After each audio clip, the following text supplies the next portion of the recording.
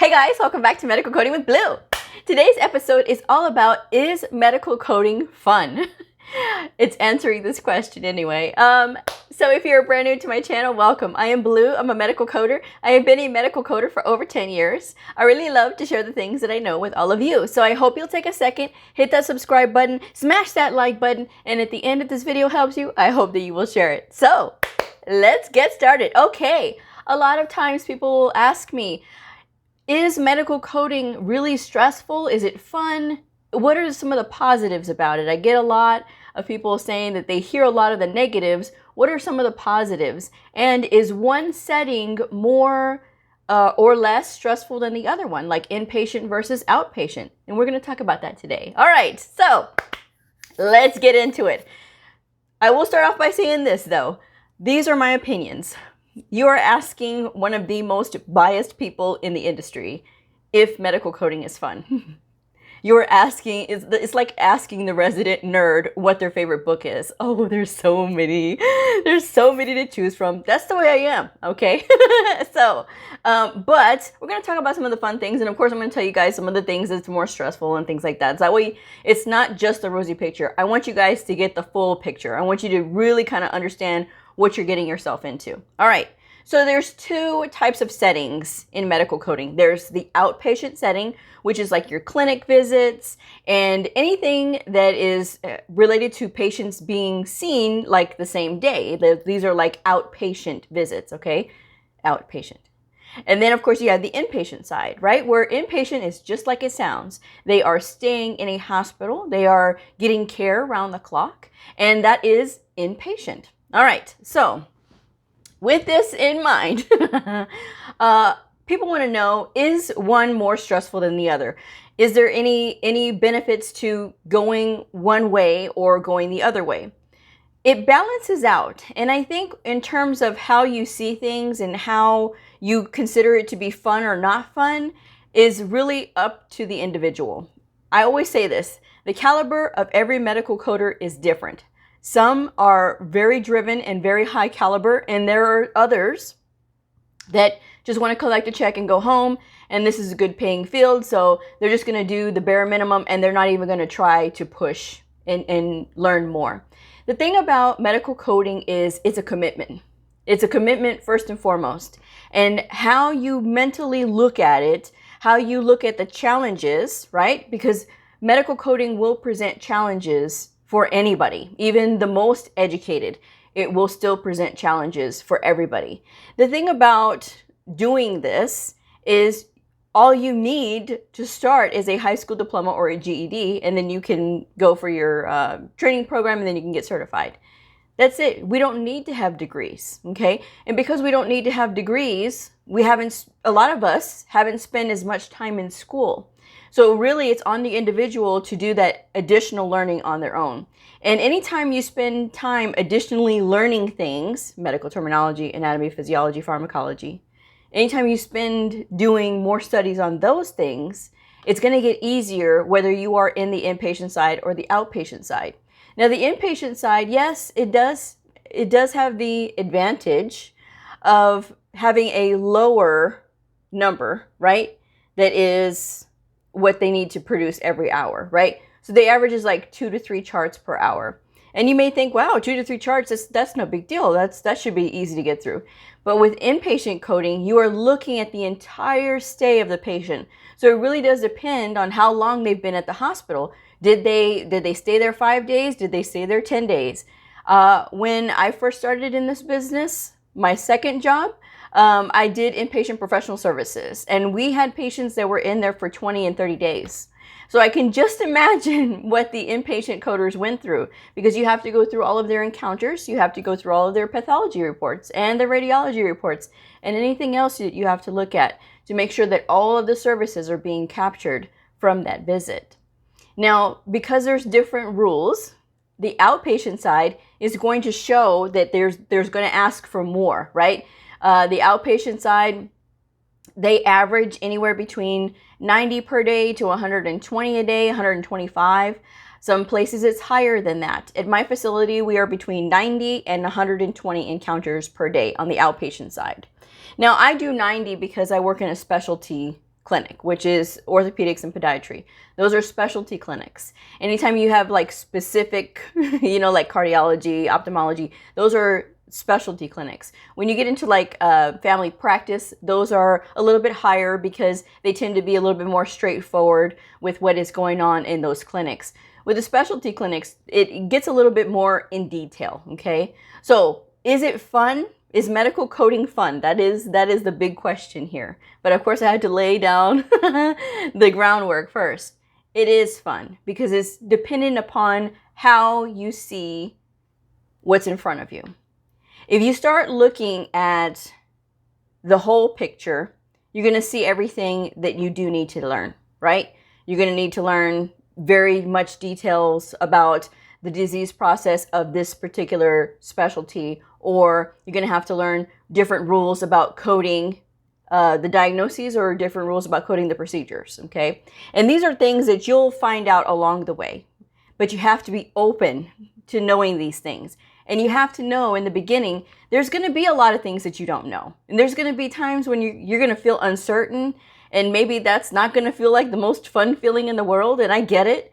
But when you go with those feelings and you sort of ride them out by doing your part and studying on your off time and making sure that you read up on the latest, it does get to be like eye-opening, because when you start to learn and really understand what's happening in these encounters and these procedures, then you're like, wow. At least for me, that's the way it is. Because when I first started with orthopedics, I did struggle with ACL tears, right? Anterior cruciate ligament tears. Those are the ones that I struggled with the most. And those were the ones that I was getting a lot. And anytime you have a challenge like that, you have to face it head on. I did not give myself the luxury of running away every time I encountered a difficult chart. I had to stick with it and stick it out. Yes, there are productivity standards anywhere you go. I mean, at least the most places they will have you like on a production standard that you have to meet a certain amount per day. And I've talked about this in other videos. There's going to be days when you're not going to be able to reach your production, okay? Because if you are working and whatever the encounter brings you, right? Whether it is a difficult, more complex patient with lots of issues going on, or perhaps it is a multi-trauma patient from a level 1 trauma hospital or something, and you have a lot of coding to do, those are justifiable reasons why you can't meet production standard. But it doesn't mean that you can't make up what you lacked that day on another day. That goes for inpatient and outpatient coding, okay? So a lot of people will panic. And the big thing about being able to find medical coding to be fun is being able to relax and know that the coders before you have all gone through this same thing. So really kind of getting wrapped up and worried about like not being able to meet production, not being able to meet accuracy is really futile at the end of the day, because you're learning. And when you apply yourself, it gets easier. And then that's when a whole new world starts to open up.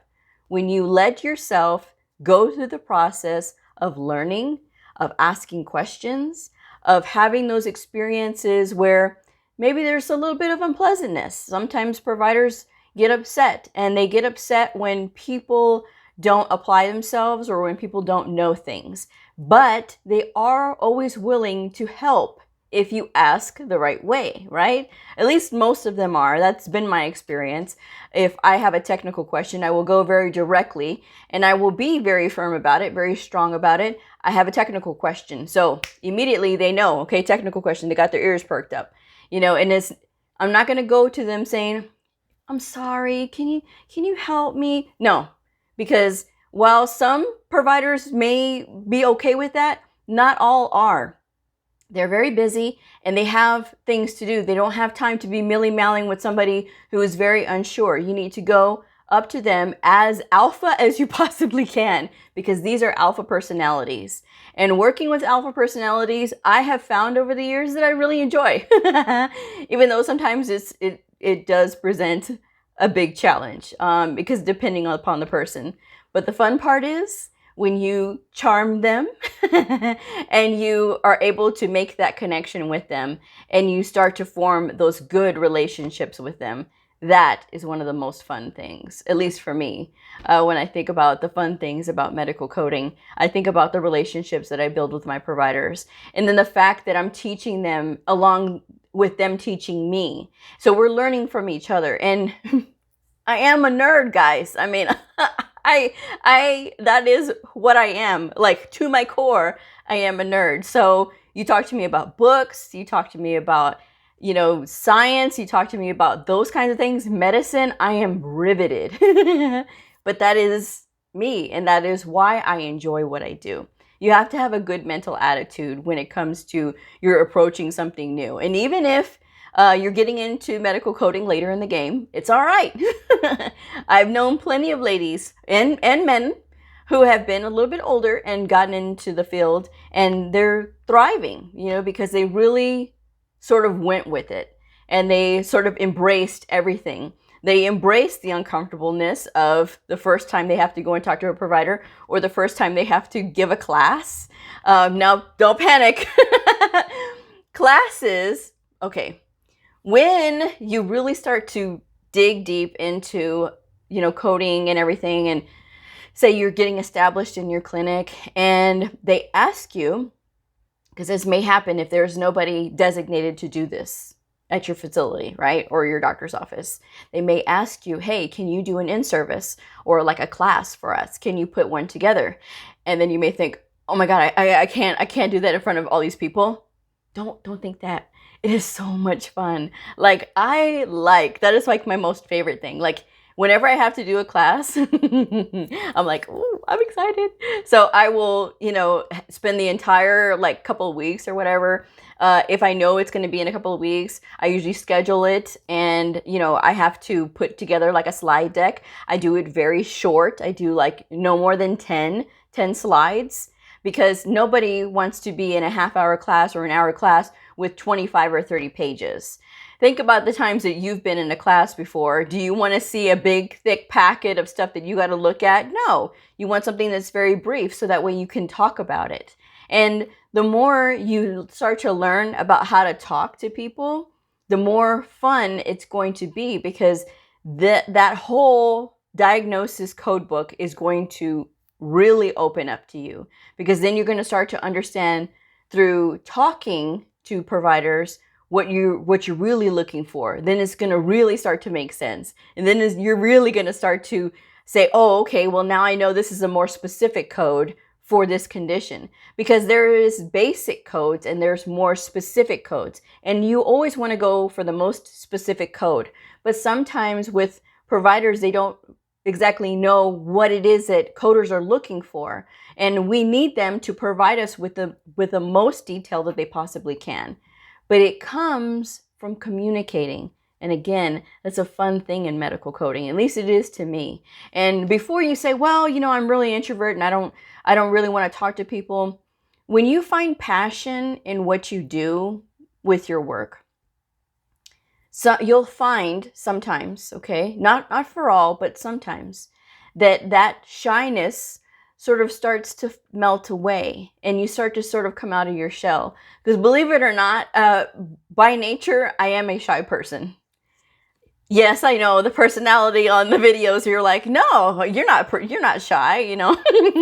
you laugh and you giggle and you talk and you just get very excited. Yes, I do all of those things. And I am, but I get like this when I'm really into something. And I'm really into medical coding. I'm really into sharing it, to watching somebody else get that, aha, now I get what you're saying. When I can explain something and I see that little sparkle in their eyes, whether it's a fellow coder or a provider, that makes my day. That's what makes medical coding fun for me. And as far as like if one setting, the inpatient or the outpatient, is more stressful than the other one, I think they equally balance out. It just depends on how you're seeing things, what your environment is like, because the people that are in your environment can impact what you think about medical coding. If your environment is very, if the culture is to encourage curiosity, then it becomes even more fun, because then you got people around you and you got more ideas, right? Because it's not just you and your questions, it's other people as well. And then it becomes a team effort. It becomes a team effort to learn more and to improve and to develop better, right? So then that is when it becomes more fun. But if you have a repressive environment where nobody talks and, you know, people are sort of pitted against each other, which, I mean, it's like any field. You're going to have places that are like that will pit the coders against each other or whatever, because, you know, somebody wants to start trouble or whatever. You'll have that. I mean, I think every office has that. I had that at my first job, you know, when I was coding at the cancer therapy center, with the temporary agency. You know, there was a lot of that. There was a lot of that sort of drama that was unfolding, you know, at work, and it was sort of unnecessary. But at the same time, too, I think that the people that were there, that we were being supervised by, they knew, to them, I felt like, because they knew that they were only going to pick one of us. So it was just like, oh, okay, well, you know, it's sort of like Survivor, right? So, you know, it really does depend. And any of the other places that I have been, I'm not going to say that everybody was supportive all the time, because that's not true. And I'm not going to give you guys, you know, fluff.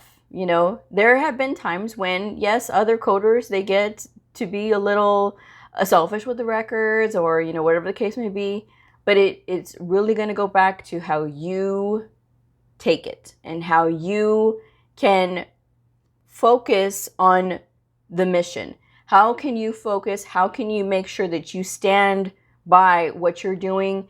You make sure that you are focused on your providers and coding correctly. And you're doing this for the patients. And that's where the fulfillment comes into play, because you're advocating for these patients on an invisible scale, right? Because if a provider is documenting poorly, this means that that patient's record is going to be poorly looked at if they have to go to another place, right? And these providers have to look at the previous provider's notes. And if this is a patient that has bad memory, well, looking at bad notes is going to make this even more worse for this patient, right? But if you are that coder and you see that this provider can use a hand in clinical documentation improvement, which every coder can do, regardless if you have that credential or not.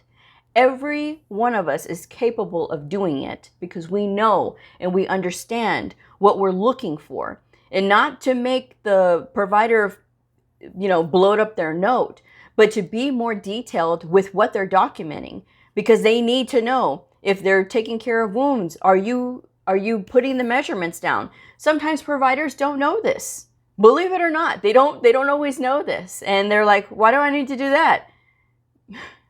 Are you documenting if you're going under multiple layers? Because if you are, that's a more complex repair. You need to let us know, because there's a big difference RVU-wise between a simple repair and a complex repair.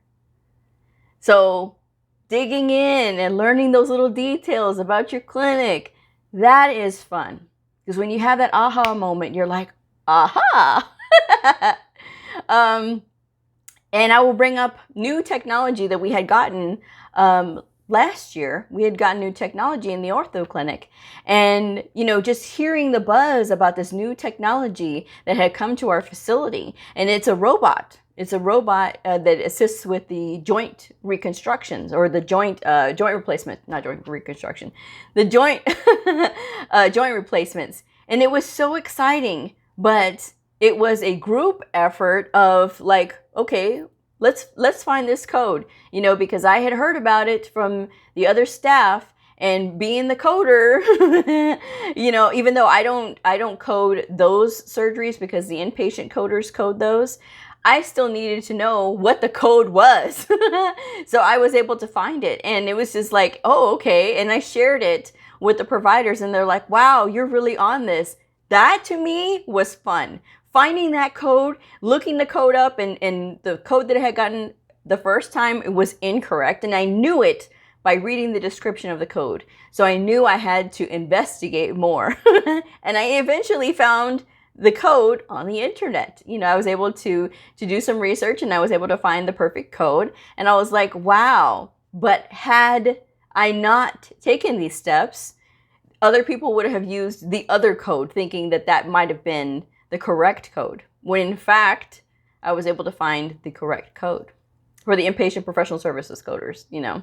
So it's really going to go back to how you look at it. And if you're scared, I get it. If you're brand new to medical coding and you think it's so much to learn, it really is going to be, can you set aside those fears just for a little bit? Just set them aside. Just really sort of give your mind to this, even if it's just for a little bit, and really start to see how interesting it is.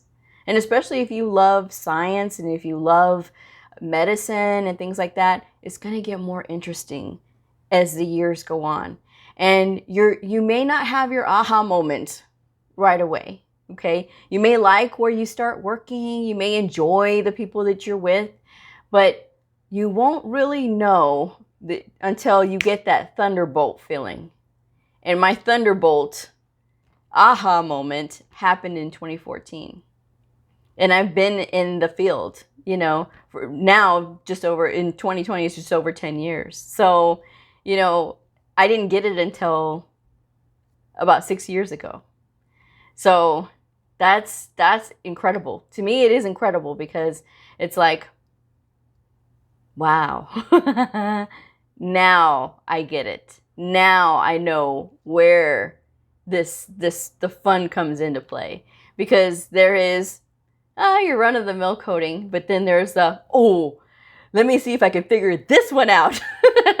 Let's see if I understand what this means. Because challenging yourself to find out if you truly understand what you're reading is another thing, right? Because knowing like, oh yeah, sure, I know this code and I know this code, but do I really understand what is happening?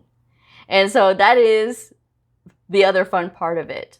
And really giving yourself the permission to do like online classes, you know, to learn other things, or do like additional reading of like magazines and things like that. I subscribe to the New England Journal of Medicine. I love it. I read it. That's what I do on my weekends, is I read the New England Journal of Medicine. And yes, some of those words go right over my head and I don't always understand them, but I still go with it. And going with it, going with those things has helped me. I'm better today because of it. Because I invest that little bit more and that little bit more and that little bit more. So it's fun. I mean, it's challenging, and it's going to make you think about like, can I do this? You can. You just have to give yourself a chance. Give yourself a chance to enjoy it and to learn it, and to be okay with not knowing everything right away. That's the thing. You know, people want to know everything right away. These things take time. Do you think doctors learned everything overnight? Heck no. You know, we have to know the things that doctors know. Think about that. These doctors have been in school for 10 years, some of them 15 years. The subspecialty doctors, 15 years they're in school. And then they start their being out out in the real world, you know, even though they've, you know, I'm sure they with residency and everything, but you know, it's different when they are their own, right? When they stand on their own and they're fully no residency program, they are out and they are practicing. So think about that, guys. You know, it's a tall order to ask, but it is fulfilling. It is intellectually stimulating every day. There are going to be some clinics that you might get that are very mundane. very run-of-the-mill, very the same thing over and again, and you're like, oh my gosh. But always, always, always make it known that you are willing to take a challenge on. And be willing to take a challenge on. Don't get complacent, please. That is my biggest bit of advice from this video. Don't get complacent, because then that's when medical coding won't be fun, when it gets complacent. So always challenge yourself. That is a big thing. Always challenge yourself. That's what makes it fun. All right, I'm going to go ahead and wrap this one up. So thank you for joining me, and I will see y'all tomorrow. So if you are a medical coder, a medical coding student, somebody curious about the fascinating world of medical coding, a provider or a nurse, I invite you to like and subscribe and follow me on my journey in medical coding. I will see y'all next time. Bye.